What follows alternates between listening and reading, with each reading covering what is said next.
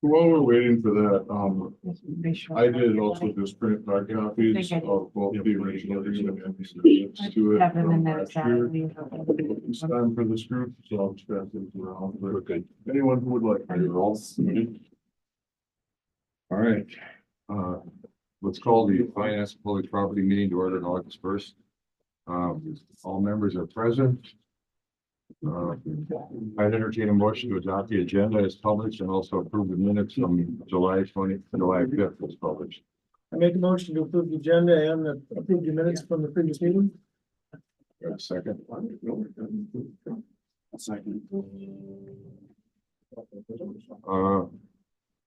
Moved and seconded to approve the agenda and the minutes. All in favor, say aye. Aye. Aye, opposed. Motion carried. Yes. As far as roll call, I take that back. Steve Egerman is not here yet, but I didn't hear that he's not coming, so we'll see. Anyone here? Public comment? Folks, Cody Geel, I'm sure, I think most of you know me. It's not really, you'll see that it was passed around what we were hoping for the campground on 9th Road. I don't know if there's any questions for me. I tried to spell everything out as good as possible on what I wrote, but if there's any questions, I'd be happy to answer for you guys. So that'll also be covered Yeah. under the agenda. It's an agenda. We'll, in fact, it's coming up next, so. Okay, then I'll sit back We'll down. get into it. And if there are questions, we'll refer them to you guys, okay?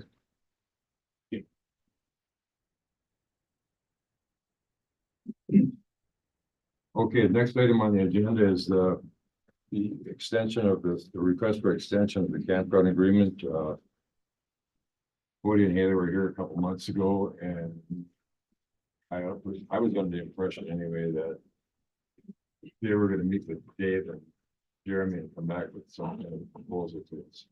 Apparently, but not the case.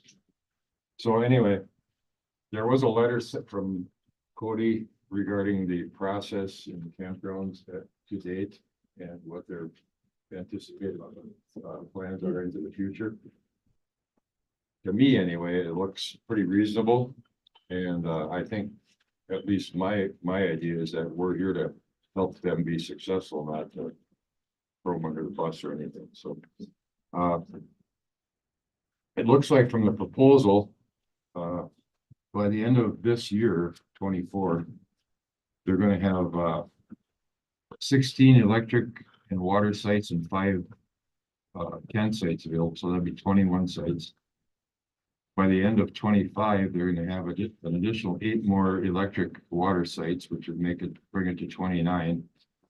And then by the end of 26, 11 more sites, which would bring it to 40 sites, which would satisfy the requirements. So instead of being 24, we're into 26 as far as completion is the way I look at it. And then there was something in the original agreement about actually once they were up to had 40 sites, they were going to run the campground for 2 years. And after that time, the promissory note and the mortgage would be satisfied. So it looks to me like if we would extend this with the completion of 40 sites through 26, we would actually be then extending the full agreement through the end of through the end of the 28 season. September 2026 was what was requested. So a 2-year Oh. extension. In his request. Last paragraph, we're looking for extension of timeline to September 2026. Good. But that would be to complete the 40 sites. Yes. There's also a 2-year. Then there was a clause And in 2 there. years afterwards, and then the mortgage. Right, as long as they operated for 2 years after the 40 sites are in. So 2 years past that, so I'm thinking it would be like the end of the camping season of 28, say November 1 of 28. The promissory note and the mortgage would be satisfied. I think that's what we're here to talk about today. I'd like to hear the impressions from Jeremy and Dave, or one or the other, or both. We're going to look and verify that everything is progressing? Yes, and I did. I went and, Cody and Haley were very gracious and gave me full access to the property. We walked around, we looked at kind of, this is where that thing was more of a challenge than we thought. This is where we had to move a building, we thought was salvage, that sort of thing. So we did all of that. And then we talked about, what the committee might find valuable in evaluating the request today. So that's kind of the basis of the letter. So we did follow through with that as expected. And in looking through things and kind of my impression from the committee's discussion earlier was that the committee wants to work with the Gills with the Gills family here to satisfy the terms of the initial lending and still help the business be successful. So I advised some of that and just asked them to write, what would you like to see? What would you like the committee to consider on your end? And there's absolutely good faith work happening. We're intentionally and actively getting after what they need to do to satisfy the terms of the agreement. That just hit more roadblocks than they were expecting. So One more thing. So when this property was acquired by tax deed, it didn't cost us anything. When the county requested offers to purchase it, the request was that it be developed into something. It was an abandoned campground. We got 2 offers. This one was accepted. So the original request of develop it into something is happening. It's just taking a little longer. So extending the date would still accomplish what was originally expected. And I don't think anybody could have predicted the supply chain snafu that happened in 2021 into 2022. Plus some of the underground issues, the And- electrical and the water issues. And then you're running all that new paths for all the sites, so it was quite a process. So really, the committee can have robust discussion about it. To the extent that you'd like, extending the date in some way, shape, or form seems perfectly appropriate. Just a matter of what terms, what length of time the committee would like to offer, or if the committee certainly does have the option to offer no extension, and we proceed from there.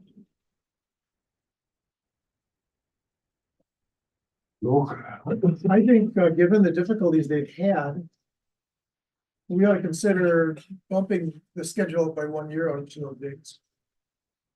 They keep running into other problems, they made assumptions around some stuff, but otherwise we may be back here again next summer doing the same thing again. So you're saying that we should bump the. I was just gonna go on 1 year on both of them, 27 and 29 instead of 26 Sure. and 28. It gives them a chance Seems to reasonable. get it done completely in that time. Isn't it 2? He asked for 26 in this letter. 3 actually from the current terms. 3 years. Did they ask for You said 26? one So year. so the current term would end actually this year, and so that's why we're asking for bringing forward the. Oh, They asked for 2. Yes, so you- I'm suggesting we go 1 more year than they or asked for, that's all I'm saying. That makes more sense. Because when I look at their schedule, they're still working on the final sites next summer. Mhm. So any hiccups, they're gonna be back, I would assume, if they're not done. Asking for extension again. So you wanna go an extra year longer than what they're requesting? I'm suggesting that, given their track record and the things they run into that they don't know, what. We're still expecting them to run a campground for actually an extra year now, puts a burden on them to hold on to the property and run it long. So what you're saying then is the 40 sites will be completed by 2027. Yeah. And then they'll run the campgrounds for 2 years successfully, and the term would end. So say November 1 of 29. It's at that point, the promissory note and the mortgage says. Jeremy, I'm just curious, okay, I understand in the very beginning, there was a lot more dilapidation on site, buildings, garbage, infrastructure was worse maybe than anticipated. But after doing the site assessment that you just went on, and what's left to complete, do you think they need until 2027 to get this amount of work done? So I do think that question maybe can be best answered by, the folks operating the property. But from my impression, when we walked around, it seemed like they had a pretty good handle on work remaining. So certainly, you know, after you've tripped on and blown up 10 landmines, you're unlikely to find more, the further you get into the minefield, right? So maybe too graphic of an image, but, you know, they've hit most of the stuff they're gonna hit, is essentially it. So I don't know, did you care to speak to that? I mean, I'm not gonna argue, an extra year. I'm not gonna argue that at all. I know realistically what we signed up for, you know. Yeah, but we wanna get it done. We don't want it to drag out forever either, you know, and we understand you guys don't wanna, every 2 years, don't wanna say, oh, the jail should be coming back in, you know? So, but I do say, with my timeline will be pressing me a little bit, but I wanted to keep it realistic. Clearly, I would take his timeline happily, because that would ease my mind a little bit, but I also, with timeline I put in, I wanna make everybody happy. You know what I mean? So, yeah, if there is an extra year possibility, absolutely, I would take it. Doesn't mean I'm gonna sit back and wait till, you know, 27 to do the work. But it would make me feel a lot better rather than thinking, okay, 50,000, you know what I mean?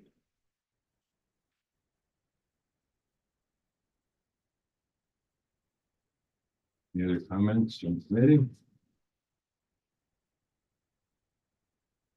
Anyone want to make motion on the extension request? I'll make a motion to, make an extension request that includes 40 sites by 9/1/27 and maintain an active campground until 9/1/29. Is there a second to that motion?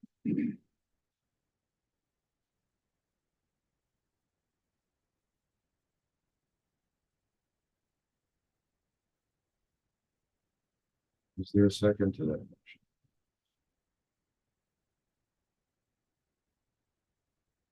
Is there a second?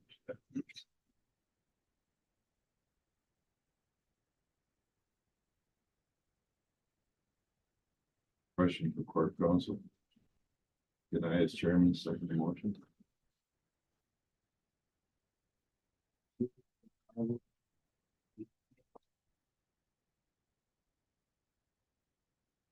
I would second that motion, joke. Is there any discussion on the motion that's on the floor?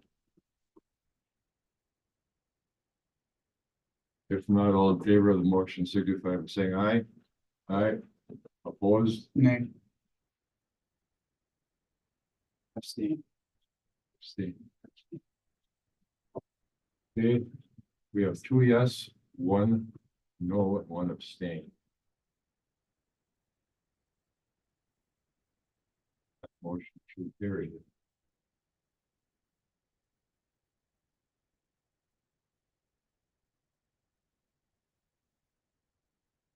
Just to be clear, we're talking about completion of 40 sites by the end of 27, and then running the campground fully for 2 years. You say November 1 of 29, and at that point, County will begin to confirm certain ODM and organization in existence. Okay, just so we're clear. So we will reissue the existing agreement, just pushing the dates back 3 years. And November 1 instead of September 1 for the operations. Anything else you can do for your notes at this time? Thank you, thanks, guys, I appreciate it, thank you for your time. Thank you. Good luck. Thank you. Keep pushing it forward. Good luck. We will, thank you.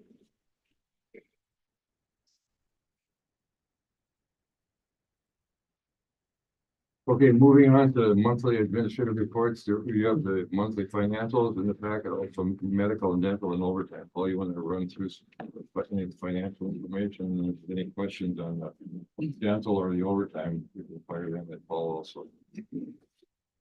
The sales tax most recent received is $142,002. Year to date, $643,559. That's $16,800 less than last year at this time. which is right about the same thing as we were a month ago. So like I said, it seems to be platforming. Keep in mind, our two biggest times of the year are Christmas and late summer, like into August. So maybe it's plateauing and we're gonna probably have it settle on the amount. Maybe it keeps going, but it certainly at this point isn't growing like it was in previous years. Is this number through June? That is through July. The financial statements are for June, July sales tax payment because I had it at the first meeting. No contingency requests so far. For this year, we still have 100,000 in there.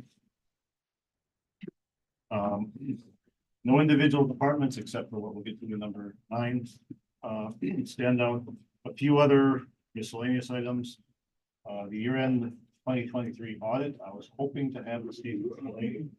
They're not here. Actually, I don't have the draft set of statements to look at yet.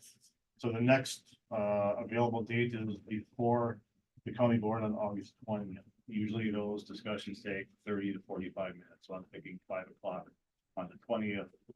And I really hope to have it then. I don't want this to spill into September. Budget process underway. It's very early in the process. Nothing to update because not much of anything has come. I've been meaning to mention the last couple of meetings, but they've been busy. That earlier in the year, May-ish, we talked about saving for future capital projects and sticking more of our surplus aside. There's kind of a part 2 to that. We have some other sources that could be discussed if the committee chooses to. We have a bug tussle. We have 2 loans. The first loan for the towers came out of the economic development fund. They're going back into there. The second bug tussle loan came originally from ARPA funds. Currently, the first 3 payments have been earmarked for the jail project. Hasn't been discussed beyond that. My thought is we keep sticking it aside for capital projects through the budget process unless the committee says otherwise. We do have a general fund balance that's above our recommended range. I will say on that one though, that the discussion during for the jail sounded like there wasn't a lot of favor of reducing it. Even though we're above the recommended range, it didn't sound like that had a lot of favor. And just for thought, there is a million donations that in the economic development fund. There's I don't have the balance. There's a balance in there that hasn't really been decided on what to do with yet. So there are sources available. If this committee would like to discuss those, we can put that in future agendas.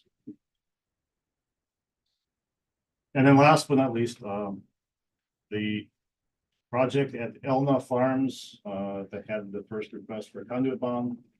I contacted them. They were going to come back in either August or September. They said the September timeline was probably likely. So it will likely be on the September Finance Committee. One thing with that is they did look through all the documents they provided, and there's no mention in there of bond insurance. We did talk a little bit about bond insurance as it related to Tussle. And in that case, bond insurance didn't do anything for the county because we were second in line to pay bond insurance. Make sure that the bond holders get paid. In order for bond insurance to kick in, the county would have to not pay. And that, of course, has some major serious downsides to us not paying. The conduit bond for the Elna project, however, is a real, I'll call real, typical conduit bond, where we're lending our name only. We have zero legal obligation to pay.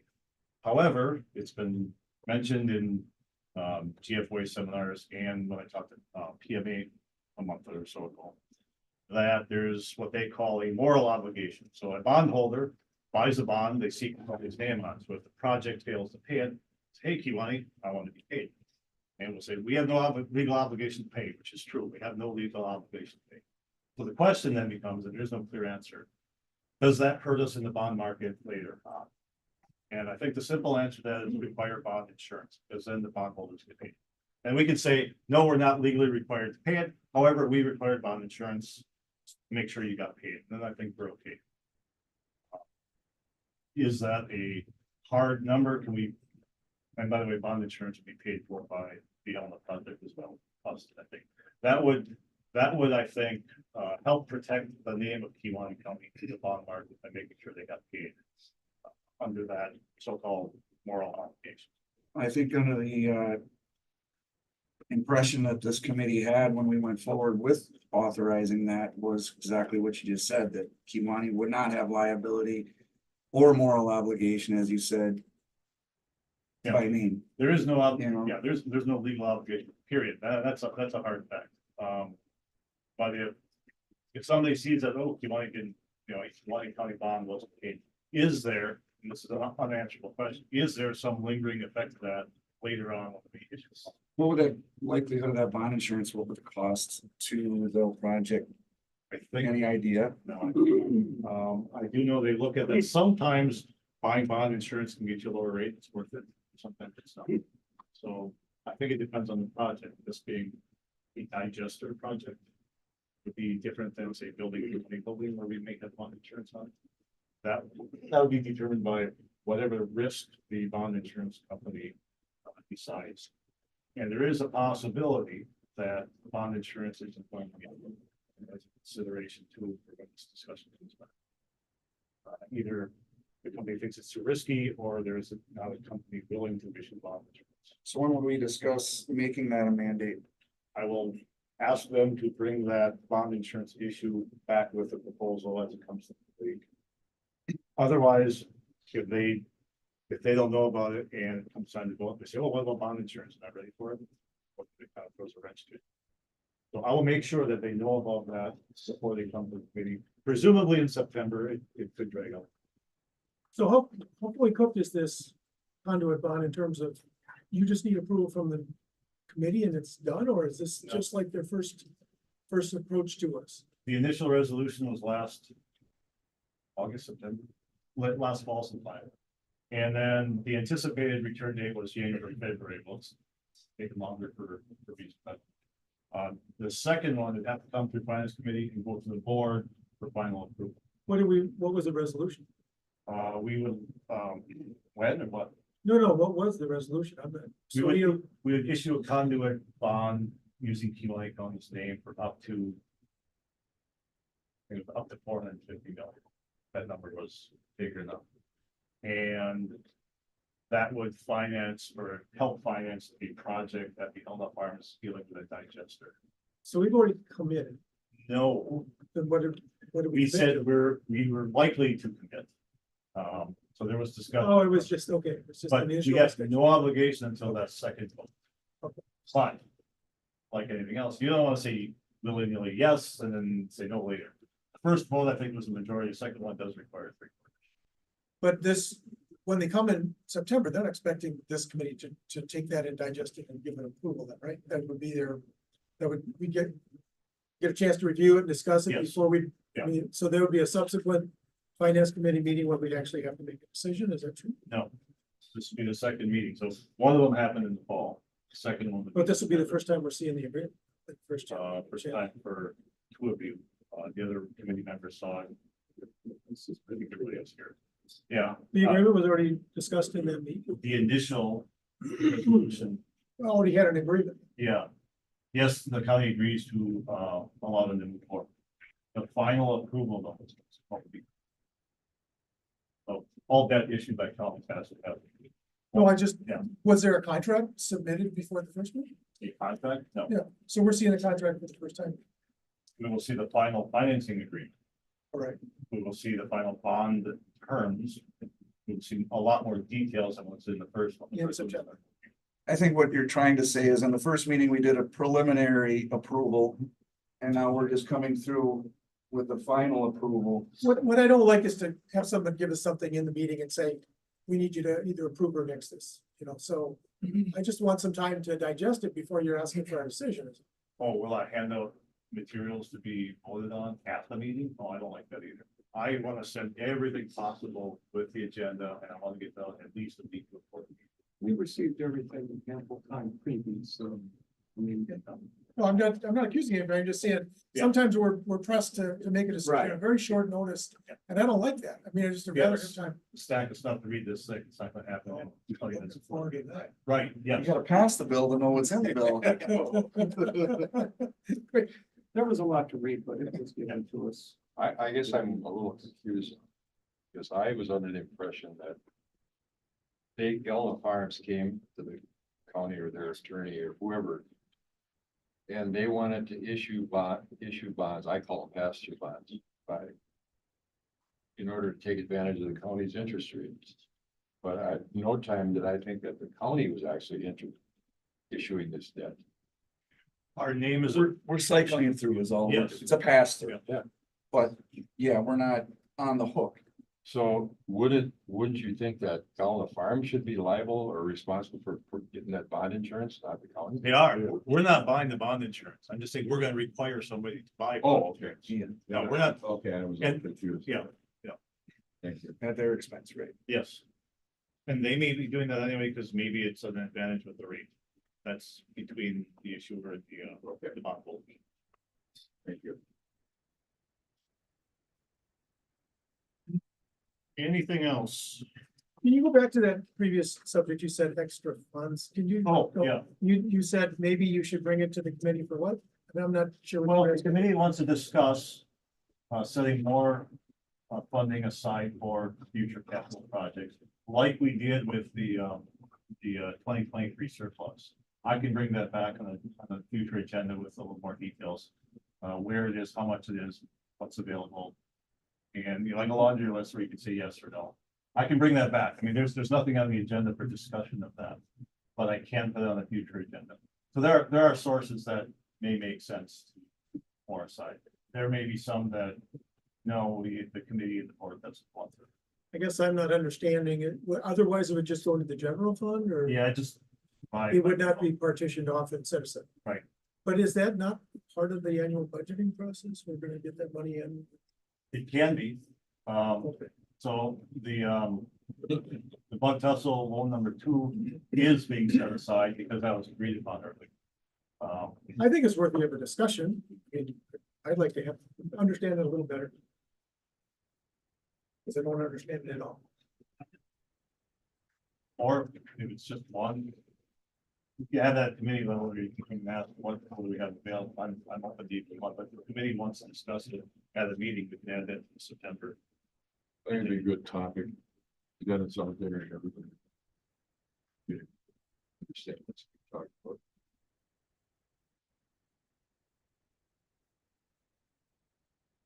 Anything else on monthly financial? Are you talking about this report? Anything under 7A? Yes. Then, at the end, you have a note about insurance and administrative costs. Does that explain the 82.49 in the admin and insurance line? Is that what you're addressing with it? No. Not at all. No. That one, As you said, yeah, that's I drew a connection between them and I guess. admin and HR and insurance with a lot of payments up front on that. So, for example, workers' comp, property liability, all those premiums are due on or before January 1st. But 100% of those sizable payments happen in January. That's why that one's ahead of time. Or ahead of the benchmark. 7D, medical dental reports.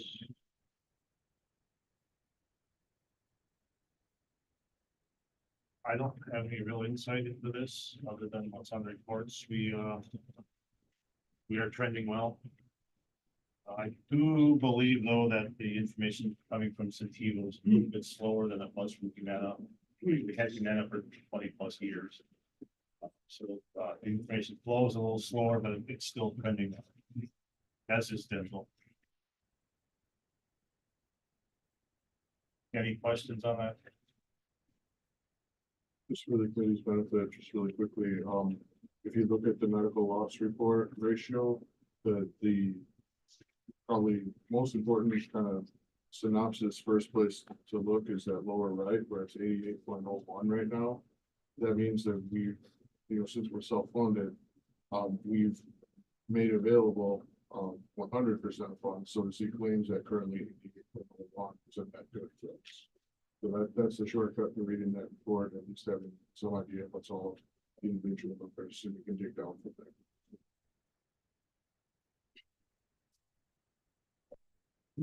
And then last would be the overtime report.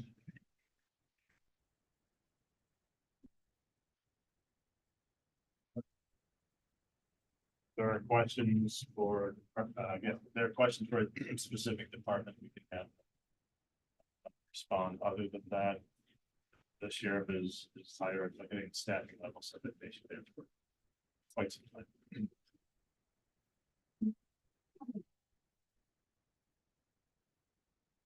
If not, that's it. No questions. Any questions on the financials, the medical, dental, or the? Paul, if you'd like real quick on that overtime, the other piece of that you need to be aware of is through the summer, we are taking advantage of a lot of enforcement grants. So you've got a lot of overtime incurred because of speed grants and clicker ticket grants. We also have the fair. So we have a lot of things that are also revenue generated. So yeah, staffing is a piece of it, but there's a lot of it that's also revenue generated. And all you see on here is the expense, the revenue covers this. Are you covering for the cities yet, or is that? Nope.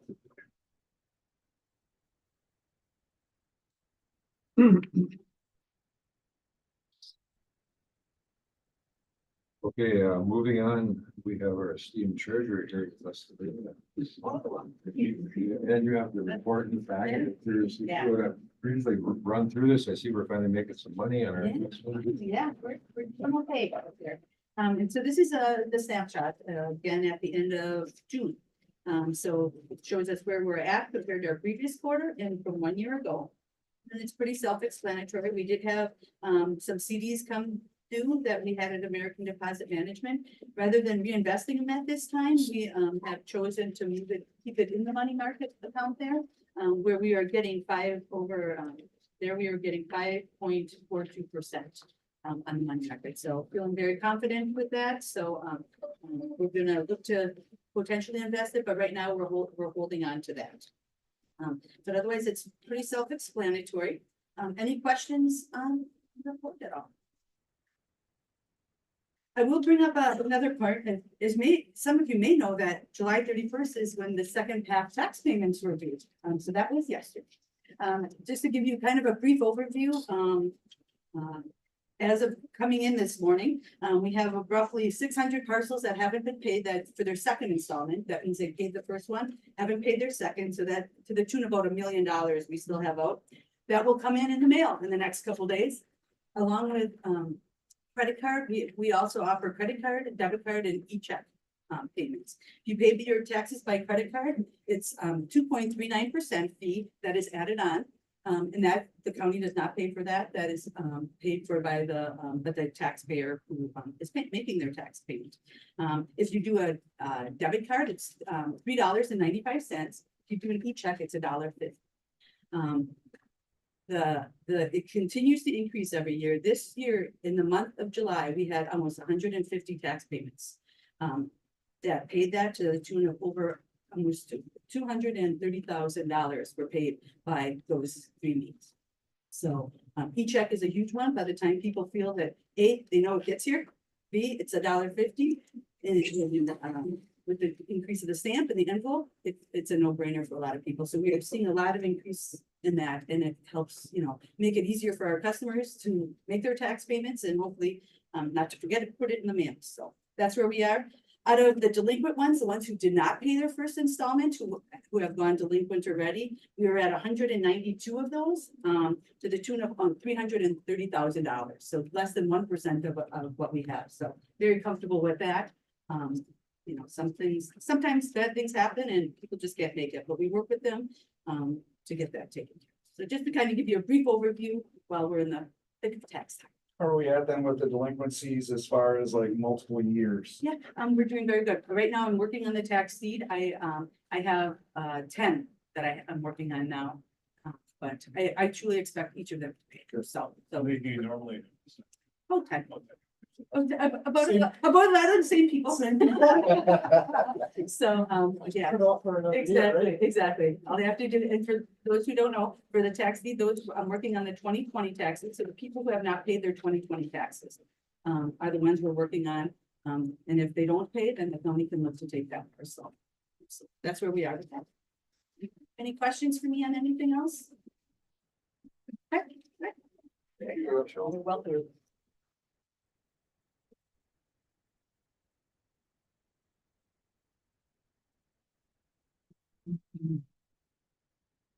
Okay, moving on to, item 9 on the agenda.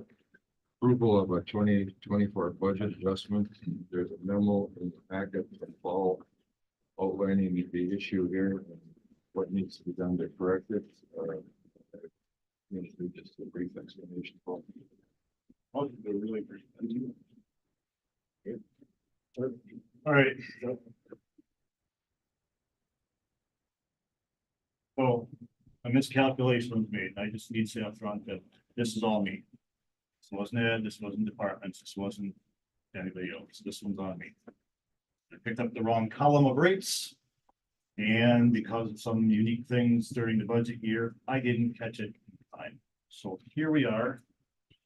I don't think is, I want to say it's not terrible. This is a fixable error, and I think we can fix it in such a way that it very well would mimic what the budget would have looked like had I calculated this correctly the first time. So we collect all the budget information. We put it together, and then between the time the departments have a due date of getting it to the administrator, myself, and before it's handed out, it's put together. Let's see how it fits. Had we had this correct number at that time, I know those 3 changes on the back, 4 pages, would most likely have been done in very similar amounts in those exact accounts. The reason they didn't is because we had room that we didn't have. So, I think a bigger question is why did it happen? Why was it caught earlier? I could say that because of the change to Centivo in 2023. There was we went from a 12% increase with Humana early as down to about an 11% decrease. Now, all that decrease didn't happen in 2023 because there were new plans. You had single family previously. Now we had single family. We also had picked from the PPO or the narrow network. And their estimate was almost 50% would select the narrow network, which I didn't believe, Scott didn't believe. Because the narrow network is essentially Purveya. We don't have a Purveya presence in Kewaunee. So that number was going to be lower. It turned out to be mid 20% of people who signed up for that. I was actually guessing this. So in the budget for 2023, we didn't go down to the 11% savings because we knew it wouldn't result in that because not everybody, not 50% even, were going to pick the narrow network. So there was some reduction expected in the 2024 budget because now we know who picked exactly which plan the rest of that reduction would happen. So when I see departments that have reductions in health insurance, it wasn't a big surprise. Now in hindsight, yeah, it was too much. And now it's crystal clear why.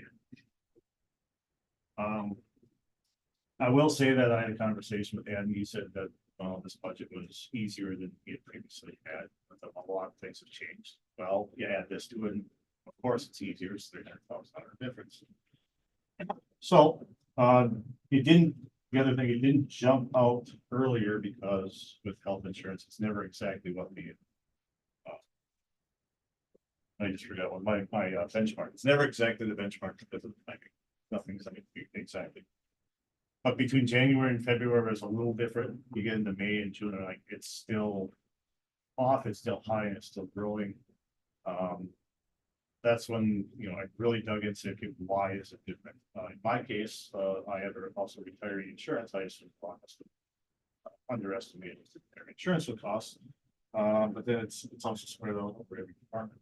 So what the fix should have been from the beginning is every department who has employees with health insurance, which is every department. We need to raise the budgeted amount 2024 of the health insurance.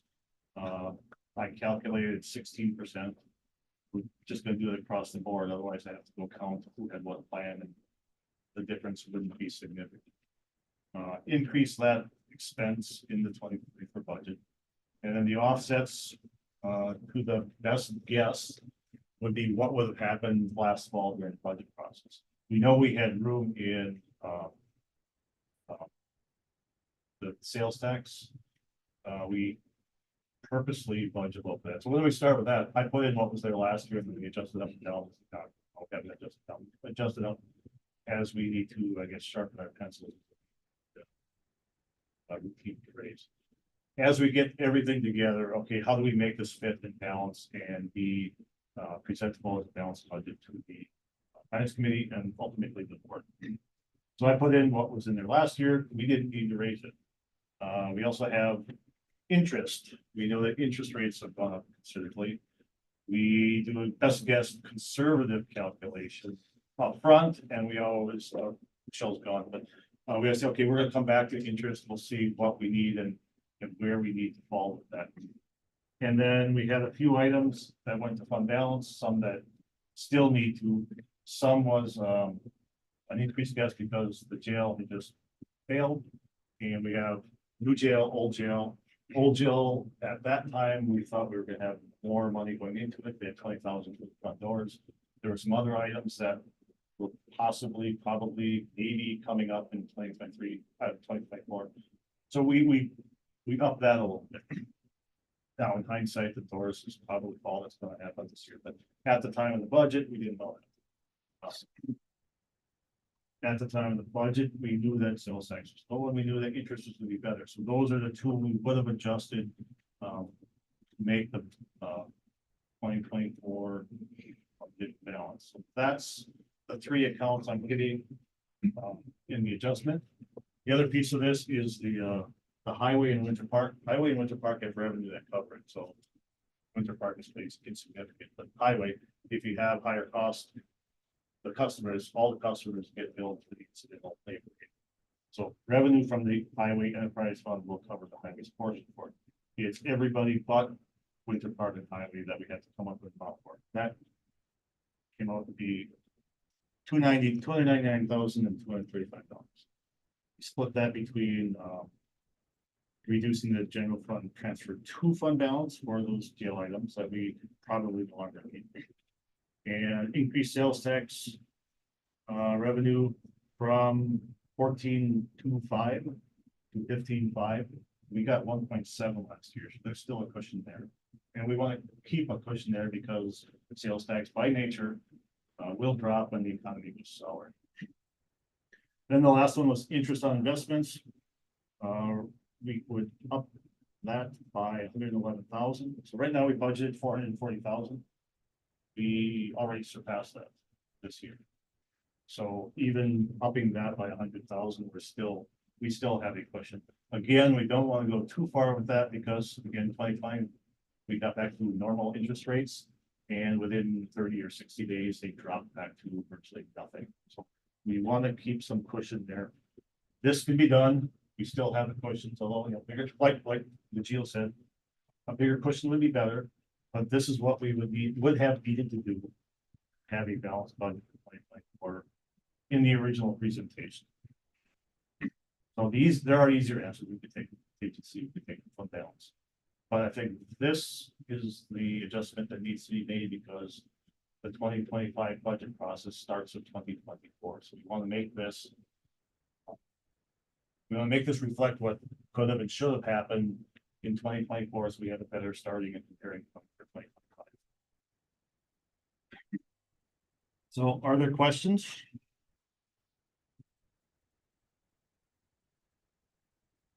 Well, for the explanation, I would just add too that, it's simple enough error that could have happened at any point and it happened and we're, obviously going to be able to move on just fine from that. The two kind of large revenue chunk increases are interesting because they offer us the opportunity to look at the budget now with the benefit of knowing how things actually. So we know that sales tax didn't bottom out and profits benefited. So, and we know that the investment performance has been really strong. So those are now knowns, but as in budget here, they're unknowns because they're the future. One thing I missed, me just as important as catching it is how we prevent it. And the worksheet I used to put the budget information on the departments has no way to double check that. It's just not in there. However, something I use later on, which calculates an exact amount or goes to HR for open enrollment, it goes to Courtney eventually for their reports, so it goes to payroll for the exact amount. That one does have a double check yet, so now I see that the easy answer is to not wait until September, October to do that. I use that, I started using that at the very beginning of the process, so I have a double check so that if I put the wrong number in, I have something that doesn't print off on the side. They'll tell me, yes, this is good, or no, it's not, compared to where our starting point was. My formula, I'm not entering it to where the rates are for this year. What years have you done with this county? Nine. First mistake. It's Probably bad. not my first. First one you admitted to. Not quite where I was going, but First one we've heard of. the size of this one. That's significant, but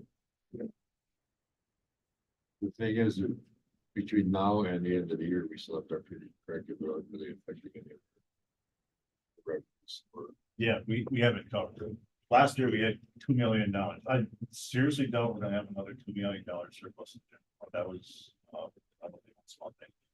But we have vacancies in the sheriff's department. Well, that's probably another easy answer. We could have just said, well, we know I could probably have cut that amount in half, knowing that we have vacancies. We had a lot of turnover where people aren't taking the family budget, they're taking single done. So that number maybe could have been half even.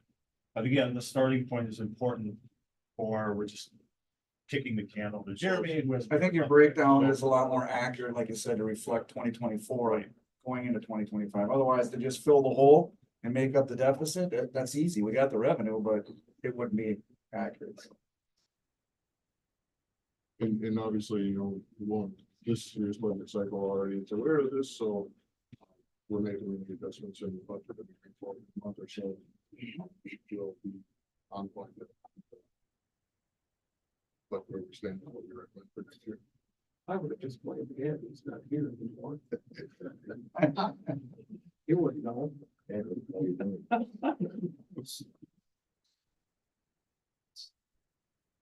So you're looking for a motion to make these adjustments as you presented? Yes, and because of the size of this one, I get to give this presentation at county board again. So yes, because it's 300,000, it's over 20,000. We would need a resolution, make the adjustment, and then we'd have to have a resolution. The county board. And I'll make a motion to recommend to the board, to make these budget adjustments as presented. for a second. I'll second. All seconds, any further discussion on the issue? All in favor of the motion, signal by saying aye. Aye. Aye, opposed, hearing none, motion carried. Thank you, Paul. Yeah. Well done. Good explanation. Thanks, and I hope I never have to do that again. Okay, moving on, is there any questions on the vendor payments that were out there that? It's printed off, but I stopped printing them a while ago. no, I mean, but they're on the. Yeah, there's. You more have to go and look at yeah. There are questions, I can find those and send them on. Or I can send the answer. Did anybody have any questions? Obviously, they're all, but they're all.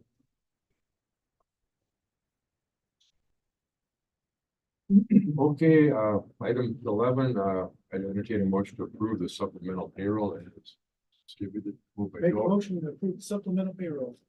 second by Yes, approve supplemental payroll. Any discussion? We got the brainwave. Otherwise, all in favor of the motion, signal by saying aye. Aye. Opposed, hearing none, motion carried.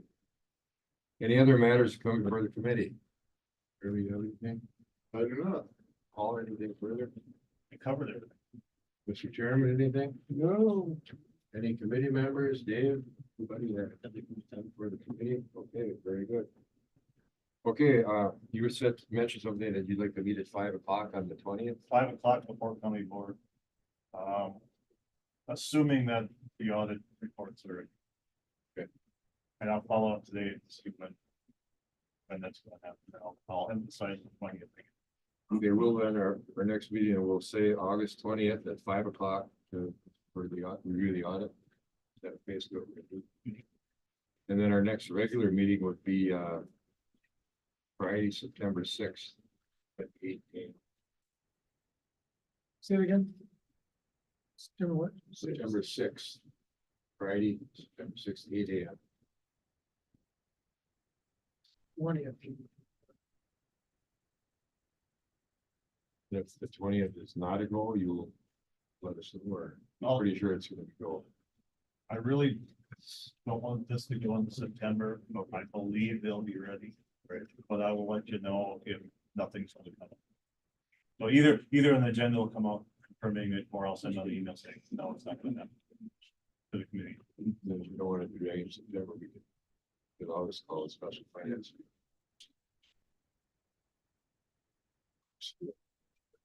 Hopefully it'll be done. Okay. Anything else? Otherwise, I'd entertain a motion to adjourn. Jeff, second by Joe to adjourn. All in favor?